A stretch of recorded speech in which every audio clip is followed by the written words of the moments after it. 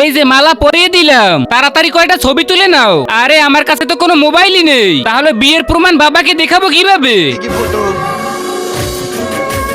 নাগরাজ ভাই, আজকে আমরা পালিয়ে বিয়ে করছি, তুমি তোমার চোখ দিয়ে আমাদের ছবি তুলে দাও।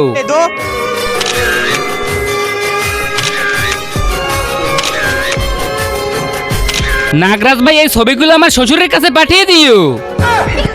শোনেন মাস্টারজি। হ্যাঁ বল কালুয়া। আমি আর পড়ালেখা করব না, এখন থেকে বউ বাচ্চার খেয়াল রাখবো। আব্বে শালা, তোকে বিয়ে করেছে কোন হারামি? আপনার মেয়ে পেতনি। কোনো তালাক হবে না, বিয়ে হয়ে গেছে। আব্বে হারামজাদা, আমি কিভাবে বিশ্বাস করব? বাবা সাপুরে।